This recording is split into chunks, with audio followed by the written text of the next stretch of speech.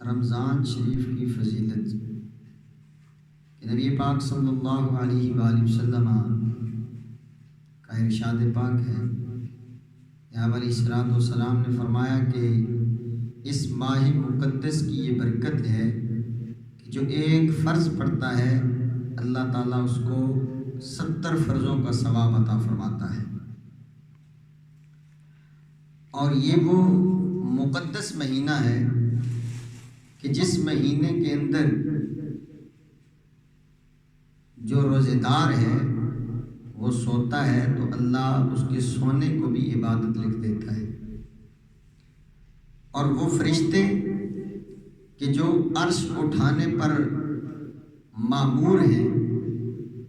جب روزہ دار دعا کرتے ہیں تو وہ روزہ دار کی دعا پر آمین کہتے ہیں۔ اور یہ وہ برکتوں والا مہینہ ہے کہ جس کے اندر رب ذوالجلال نے قرآن مجید فرقان حمید کو نازل فرمایا ہے، اور یہ وہ ماہ مقدس ہے کہ جس میں اللہ رب العالمین نے ایک ایسی برکتوں والی رات عطا فرمائی ہے جو 1000 مہینوں سے افضل ہے۔ اور اس کے بارے میں سیدنا جابر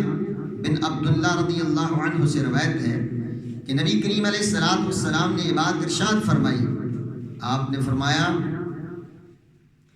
کہ یہ وہ ماہ مقدس ہے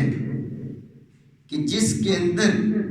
میری امت کو 5 ایسی چیزیں عطا فرمائی گئیں کہ مجھ سے پہلے کسی نبی کو بھی اللہ رب العالمین نے وہ عطا نہیں فرمائی۔ پہلی وہ بات کہ جو اللہ رب العالمین نے میری امت کو عطا فرمائی وہ یہ ہے کہ اس رمضان کے مہینے کے اندر جب پہلی رات آتی ہے تو اللہ رب العالمین اپنی نظر رحمت فرماتا ہے، تو جس پر رب ذوالجلال کی وہ نظر رحمت پڑ جاتی ہے اللہ تعالیٰ اس کو ہمیشہ کے لیے عذاب سے محفوظ فرما دیتا ہے۔ اور دوسری جو فضیلت اللہ رب العالمین نے میری امت کو عطا فرمائی اس مہینے کے اندر وہ یہ ہے کہ ان کے منہوں کی جو بو ہے جو روزہ رکھنے کی وجہ سے آتی ہے اللہ کے نزدیک وہ کستوری سے بھی زیادہ محبوب ہے۔ اور تیسری جو ان کو بات ملی جو کسی امت کو نہ ملی وہ یہ ہے کہ ان کے لیے صبح و شام فرشتے استغفار کرتے ہیں، ان کے لیے دعائیں مغفرت کرتے ہیں، ان کے لیے بخشش کی دعائیں کرتے ہیں، اور ہر رات اور دن کو اللہ رب العالمین جنت کو حکم ارشاد فرماتا ہے، اے جنت میرے بندوں کے لیے مزین ہو جا، میرے بندوں کے لیے تیار ہو جا۔ اللہ جنت کو بار بار یہ بات ارشاد فرماتا ہے کہ میرے بندوں کے لیے تیار ہو جا، میرے بندوں نے تجھ میں مہمان بن کر آنا ہے۔ اور 5ویں وہ بات کہ اللہ کے حبیب صلی اللہ علیہ وسلم نے فرمایا کہ اس ماہ مقدس کے آخر میں اللہ رب العالمین اس کی قدر کرنے والوں کو، اس کا احترام کرنے والوں کو، اور جتنے لوگ اس میں روزہ رکھتے ہیں اللہ رب العالمین سب کی بخشش فرما دیتا ہے۔ تو ایک صحابی انہوں نے عرض کیا یا رسول اللہ کیا آخری رات اس کی لیلۃ القدر ہے؟ تو نبی علیہ السلام نے فرمایا نہیں، جب کام کرنے والا کام کر کے ختم ہوتا ہے، کام کر کے فارغ ہوتا ہے تو اس کو اس کے بعد اس کا اجر دیا جاتا ہے۔ فرمایا اس کی آخری رات لیلۃ القدر نہیں ہے، اس کی آخری رات روزہ رکھنے والا جو آخری روزہ جس نے رکھا ہے، فرمایا کہ جب آخری روزہ رکھتے ہیں